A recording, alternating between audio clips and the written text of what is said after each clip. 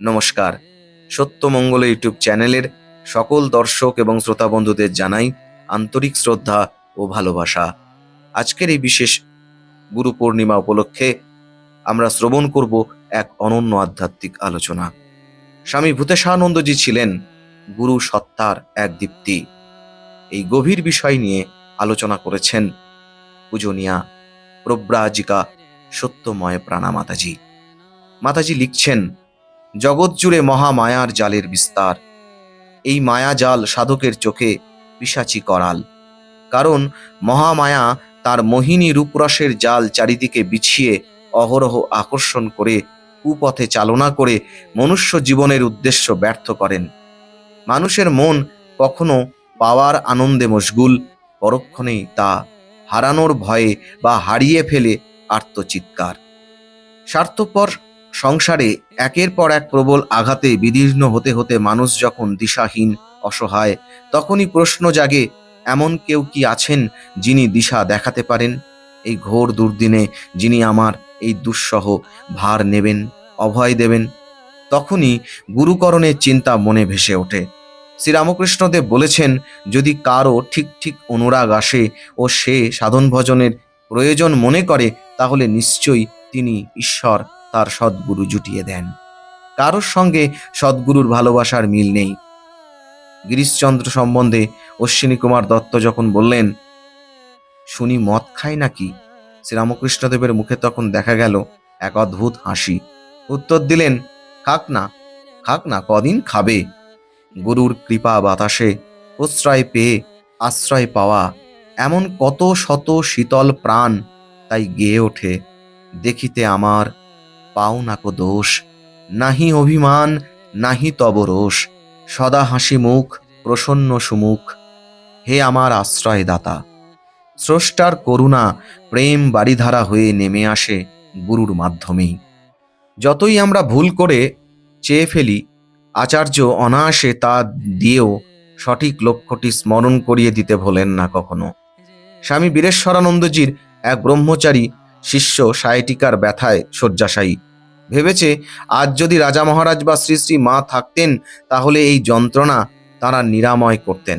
অতি কষ্টে সে গেছে গুরু প্রণামে। শিষ্যের মাথা থেকে পা পর্যন্ত তাকিয়ে দেখলেন গুরু। তারপর থেকে শিষ্য সুস্থ হলো। গুরুদেব 3 দিন তীব্র যন্ত্রণা ভোগ করলেন। এরপর শিষ্য এলে করুণা বিগলিত গুরু তাকে শিখিয়ে দিলেন, এত তুচ্ছ জিনিস গুরুর কাছে চাইতে নেই। Always remember that there are other thing to be asked from guru. বড় বস্তুই চাওয়াই উচিত। ভূতেশানন্দজি মহারাজের এক শিষ্যা পায়ের সমস্যায় ভুগছিলেন। মন্দিরে প্রণাম করে আর উঠতে পারেন না। একদিন মহারাজের সামনে অমন হলো। মহারাজ তাকিয়ে তাকিয়ে দেখলেন। সেদিনের পর থেকে আর সে সমস্যা তাঁর হয়নি। আর এক শিষ্য অসুস্থ, হাসপাতালে ভর্তি হবেন। মহারাজের কাছে প্রার্থনা জানিয়েছেন। সকলে দেখছে সদা হাসি খুশি মহারাজ সেদিন মুখটা কালো ও গম্ভীর করে বসে আছেন। মহারাজ তার স্ত্রীকে আশ্বস্ত করেছেন, তুমি কিছু চিন্তা করো না।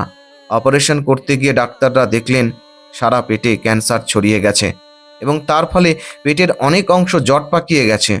7-8 জন ডাক্তারের দল বুঝতে পারলেন আর কিছু করার নেই। তাই তারা ঠিক করলেন সেলাই করে রোগীকে ছেড়ে দেওয়া হবে। তাদের মধ্যে একজন ডাক্তার বললেন, জটটা একটু ছাড়িয়ে দেওয়াই যায়। জট ছাড়াতে 7-8 ঘন্টা লেগে গেল। এরপর নিয়ম মতো 3 জায়গায় বায়োপসি হলো। এতজন ডাক্তার দেখেছিলেন সারা পেট ক্যান্সার ছড়িয়ে গেছে, অথচ আশ্চর্যের বিষয় বায়োপসি করে 3 জায়গা থেকে রিপোর্ট এলো নেগেটিভ। তারপরে তিনি বহু বছর সুস্থ ছিলেন। ঈশ্বরের করুণাধারায় শিষ্যের চলার পথের যে কোনো বাধাই কেমন করে যেন কেটে যায়। মহারাজের এক শিষ্যা বাগবাজার থেকে লঞ্চে বেলুড় মঠে যাবেন। ওই সময় লোক হয় না বলে কয়েকদিন আগেই সেই সময় লঞ্চটি বন্ধ হয়ে গেছে। তিনি জানেন না।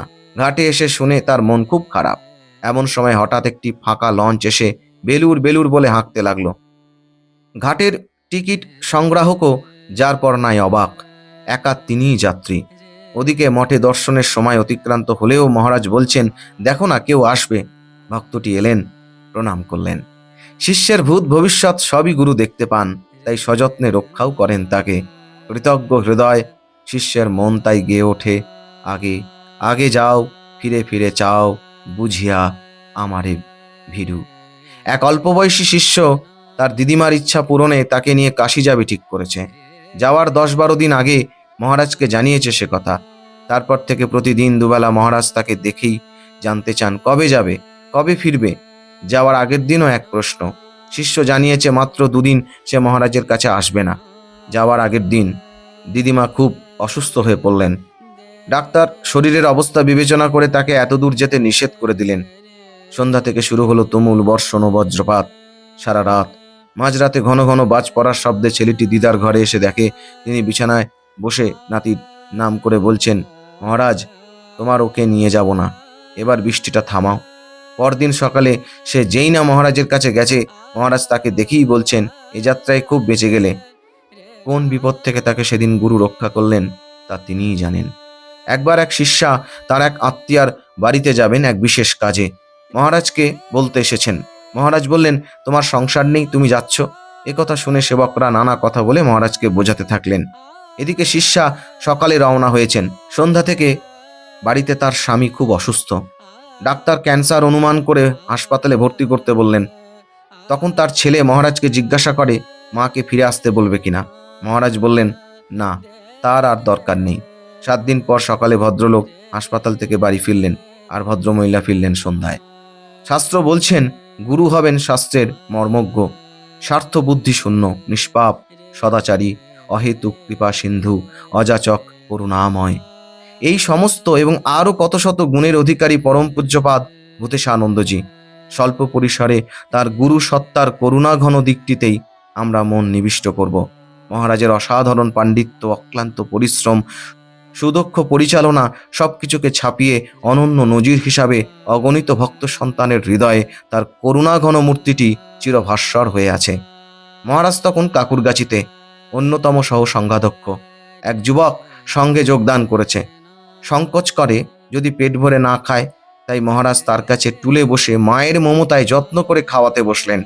একবার কাকুরগাছি থেকে বেলুড় মঠে এসেছেন। তার এক সেবক তখন মঠে প্রশিক্ষণ কেন্দ্রে আছে। মহারাজ মঠে এসে খবর নিয়ে যখন জানলেন তার জ্বর, ট্রেনিং সেন্টারে চলে গেলেন তাকে দেখতে। হঠাৎ মহারাজকে দেখে সকলে শশক ব্যস্ত। মহারাজ তার বিছানার পাশে বসে তার গায়ে মাথায় হাত বুলাচ্ছেন। মহারাজজির করুণা স্পর্শে অশ্রু জলে প্লাবিত ব্রহ্মচারীর দেহ মন কণ্টকিত। গুরু পূর্ণিমার দিন ভক্তদের প্রণাম কিছুক্ষণের জন্য বন্ধ রেখে মহারাজকে একটু ডাবের জল দেওয়া হয়েছে। একটু পরেই আবার দর্শন। দূরে মহারাজের আশ্রিত এক ব্রহ্মচারী দাঁড়িয়ে আছে।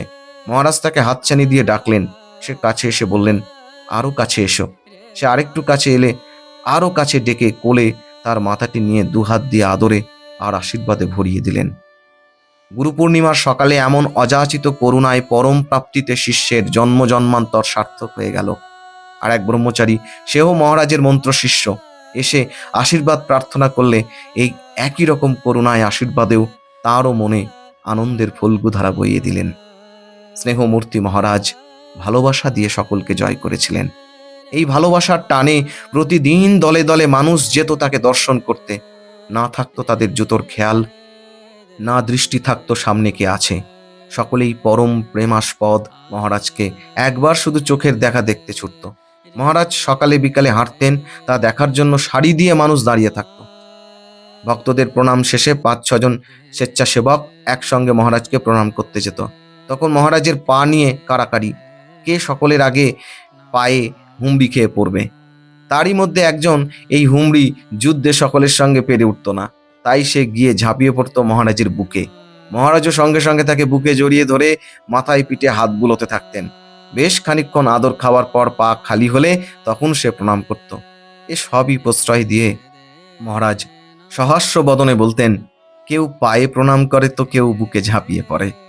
কত শিষ্যের পার্থিব জীবনের ভার নিয়েছেন গুরু। মহারাজ একবার বাগবাজারে মায়ের বাড়িতে এসেছেন। ভিড়ের মধ্যে তার আশ্রিত একটি ছোট মেয়ে ভালোবাসার স্বতঃস্ফূর্ততায় হাত বাড়িয়ে মহারাজের হাতে হাত বুলিয়ে দিল।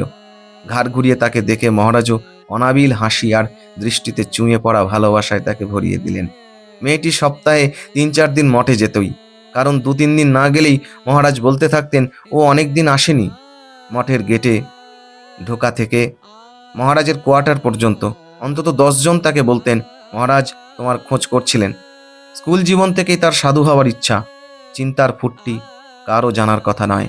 অথচ অন্তর্যামী গুরু হঠাৎ একদিন ক্লাস 7-এ পড়া মেয়েটিকে বললেন, তুমি কি বাড়িতে বলেছ যে তুমি সারদা মঠে যাবে? যখনই সে পরীক্ষার আগে প্রণাম করতে যেত, পরে প্রাইজ দেখাতে আসতো, মহারাজ শিশুর মতো অধৈর্য হতেন। সারদা মঠে যাবার আগে আর কটা পরীক্ষা বাকি। একবার ক্লাস 9-এ সব বিষয়ে ভালো করার জন্য সে একটি স্পেশাল মেডেল পায়। দেখেই মহারাজের প্রথম কথা, সারদা মঠে গেলে মেডেলটা কি করবে? তোমার মায়ের গলায় পরিয়ে দিও। মাধ্যমিকে তার অতি ভালো ফল দেখে বাবা মা, শিক্ষক শিক্ষিকা সবার ইচ্ছে সে ডাক্তারি পড়ে। কিন্তু মহারাজ পরিকল্পনা ছকে দিলেন যে সে সংস্কৃতে MA পড়বে, স্পেশাল পেপার বেদান্ত নিয়ে। অনার্স পড়ার সময় পাশে কি কি বিষয় নেবে তাও ঠিক করে দিলেন। পরে দেখা গেছে এই বিষয়গুলি মহারাজেরও ছিল। তার আশীর্বাদ তার জীবনে সফল হয়েছে। গুরুর সেই পাঠ্য নির্বাচন আজ তাকে সংঘ জীবনে প্রভূত সাহায্য করেছে। শ্রীরামকৃষ্ণদেব যেমন কারো ভাব নষ্ট করতেন না, যে যেখানে যে অবস্থায় আছে তাকে সেখান থেকে উত্তরণের পথ দেখাতেন। ভূতেশানন্দজিরও ক্ষেত্রেও তা লক্ষ্য করা যায়। এক ভক্ত যাকে অনেকেই নানা কারণে পছন্দ করত না, মহারাজ কিন্তু তাকে খুব ভালোবাসতেন। এই দেখে এক একজনের মনে হতো সবাই বলে মহারাজ সব বোঝেন, আদতে তিনি কিছুই বোঝেন না, না হলে এমন একটি মানুষকে ভালোবাসেন। পরবর্তীকালে তারা হৃদয়ঙ্গম করেছেন, মহারাজ সকলের স্বসত্তাকে জাগিয়ে দিতেন শুধু ভালোবেসে। অতি সাধারণ দিকেও মহারাজের কত খেয়াল। এক শিষ্যের বাড়ির দুপাশে কারখানা, সারা দিন রাত খুব শব্দ। মহারাজকে বাড়ি পরিবর্তনের কথা বলাতে মহারাজ বললেন, কত পালাবে বলো, থাকো না একটু কষ্ট করে। তারপর যতবারই বাড়ি পরিবর্তনের কথা সে বলেছে, ততবারই মহারাজ নানা কথা বলে তাকে নিবৃত্ত করেছেন। বর্তমানে সে বাড়ির সব অসুবিধা উধাও। বাড়িটি আজ মায়ের কোলের মতোই শান্তির নীড়। কতজন মহারাজকে কত জিনিস দেয়, আশুতোষ মহারাজ সবই হাসি মুখে গ্রহণ করেন। একটি অল্প বয়সী শিষ্যের এসব দেখে ইচ্ছে হয়েছে মহারাজকে কিছু দেওয়ার। তাই সে একজনকে মাফলার বুনতে বলেছে। যাকে বলেছে সে গেরুয়ার পরিবর্তে হলুদ রঙের মোটা উলের খুব লম্বা ও বেঢপ আকৃতির একটি মাফলার বুনে এনেছে। মাফলার দেখে ছেলেটির বেজায় মন খারাপ, কিন্তু মহারাজের জন্য আনা, তাই কাগজে মুড়ে নিয়ে গিয়ে ভিড়ের মধ্যে একপাশে রেখে দিয়েছে। অত ভিড়ে কারও সেটি দেখার কথাই নয়, অথচ প্রণাম করে উঠেই সে দেখে মহারাজ সেটি গলায় পরে বসে আছেন। হাসতে হাসতে বলছেন, এই আমি পরে নিলাম, পরে পড়তে দেয় কিনা দেয়। তুমি যে আমার পরম বন্ধু, আমার শত অনাদর লও সমাদরে অপার করুণা সিন্ধু। মন্নাথ শ্রী জগন্নাথ মদ্গুরু, শ্রী জগৎগুরু। একবার মহারাজ খুব অসুস্থ, দর্শন দেবার অবস্থা নয়। তবুও মহারাজ সেবকদের কোনো মতে রাজি করিয়েছেন ঘর থেকেই দর্শন দেবেন। বিছানায় বসে আছেন, ঘরের কাচের দরজার বন্ধ। বাইরে থেকে সকলে মহারাজকে দেখছে। একজনকে দেখেই মহারাজ বলে উঠলেন, ওখানেও কাছে বন্দি, এখানেও কাছে বন্দি, অর্থাৎ মন্দিরে যিনি এখানেও তিনি। একবার এক শিষ্যকে মহারাজ বললেন, তোমার ভেতরেও যিনি আমার ভেতরেও তিনি, তাকে ধরার চেষ্টা করো। শুনে শিষ্য বলছে, খুব ভালো শিক্ষা দিচ্ছেন, গুরু শিষ্যে অদ্বৈত বুদ্ধি। মহারাজ সংশোধন করে দিলেন, না না না, আমি তা বলছি না, আমি বলতে চাইছি এক হলেও সেই শক্তির কোথাও বিশেষ প্রকাশ হয়েছে বলে তুমি তো মানো, সেইটুকু মানলেই তোমার কল্যাণ হবে। ভেতরে সব সময় সেই নিত্য গুরুকে ধরার চেষ্টা করো, তাহলে কোনো দিন গুরু হারা হবে না।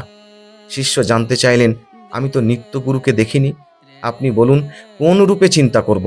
কেন, বাইরে যে রূপে দেখছো সেই রূপেই চিন্তা করবে। আর একবার সে খুব আন্তরিকভাবে জানতে চেয়েছে, মহারাজ আপনি কে, আমাকে একটু বলবেন? শুনে মহারাজ তার মাথায় পিঠে হাত বুলোতে বুলোতে হাসতে হাসতে বলতে লাগলেন, পাগল ছেলে, পাগল কোথাকার। সেও ছাড়বার পাত্র নয়। সে আবদারের সুরে বলতে লাগলো, না মহারাজ, আজ আপনাকে বলতেই হবে। মহারাজ পরিষ্কার করে বললেন, তুমি ভূতেশানন্দকে পরমেশ্বর বলেই জানবে। কেউ হয়তো বলেছে, মহারাজ কালী পুজো করতে বসে আপনাকেই মনে করি। মহারাজ বলছেন, করবে করবে, তাই করবে। জগদ্দানে মহারাজ অনেক দিন ছিলেন। সেখানকার ভক্তদের সঙ্গে তার নিবিড় সম্পর্ক। একবার জগদ্দান থেকে ফিরে বলছেন, আমি হেরে গেলাম, ওরা আমাকে যতটা ভালোবাসে আমি ওদের ততটা ভালোবাসতে পারলুম না। ওরা তো শুধু আমাকে ভালোবাসে, আমাকে তো সকলকেই ভালোবাসতে হয়। একজন ভক্ত শুনে বলছেন, মহারাজ এ কথা তো ভাগবতে ভগবান রাসে বলেছিলেন গোপীদের, যে আমি তোমাদের কাছে ঋণী হয়ে গেলাম। মহারাজ শুনে চুপ করে স্বীকার করে নিলেন, বকলেন না বা কোনো প্রতিবাদ করলেন না। একবার এক শিষ্যকে মহারাজ বলছেন, তুমি দীর্ঘজীবী হবে। শুনে তার বেজায় মন খারাপ। সে বলছে, মহারাজ একটা ভালো কোনো আশীর্বাদ পেলাম না, এটা কি একটা আশীর্বাদ? দীর্ঘজীবী মানেই তো ভুগতে হবে। মহারাজ বললেন, না না, তুমি চিন্তা করো না, গুরুর চিন্তাতেই তোমার দিন কাটবে। তোমার গুরু তোমার সঙ্গেই থাকবেন, তোমার গুরু মরবেন না। একবার শিবরাত্রির দিন শিষ্যরা খুব সুন্দর সুন্দর ডালা সাজিয়ে এনে মহারাজকে দিচ্ছেন। একটি ছেলে কিছুই আনেনি, তার খারাপ লাগছে। মহারাজকে প্রণাম করে সে বলল, মহারাজ, আমি তো কিছুই জানি না, আমি শুধু প্রণাম করছি। সঙ্গে সঙ্গে ভাবগ্রাহী শিব স্বরূপ গুরু তার পুজো গ্রহণ করলেন। এই বলে, তোমার মহাদেব খুব খুশি হয়েছেন। কত সহজ ভঙ্গিতে কৃপাময় মহারাজ শিষ্যের আমিত্ব নাশ করে দিতেন। এক শিষ্য প্রণাম করে প্রণামী দিতে ভুলে গেছে, তাই ফিরে এসে প্রণামী দিচ্ছে। মহারাজ জানতে চাইছেন, প্রণামী কোত্থেকে দাও? মহারাজ, আমি তো এখন চাকরি করি, আমি নিজের থেকে দিই। শুনে ৩-৪ বার নানাভাবে জিজ্ঞাসা করেছেন, প্রণামী কোথা থেকে দাও, তুমি কোত্থেকে প্রণামীটা দিচ্ছ? সেও ততবার একই উত্তর দিচ্ছে, আমার থেকে। শেষে মহারাজ বললেন, তোমার সবটা কি এখনো আমার হয়ে যায়নি? গুরু হবেন শাস্ত্রের মর্মজ্ঞ। প্রচলিত ধারণা, যে সাধনা দ্বৈত থেকে শুরু হয়, মাঝে বিশিষ্টাদ্বৈত আসে, শেষে অদ্বৈত অনুভূতিতে পূর্ণতা পায়। এক শিষ্যের মুখে একথা শুনে মহারাজ তাকে বোঝালেন, কাউকে দ্বৈত ছেড়ে অদ্বৈতে পৌঁছাতে হবে না। যে যেখানে আছে সেখান থেকেই অদ্বৈত পৌঁছাবে, এটা ছেড়ে ওটা ধরতে হবে না।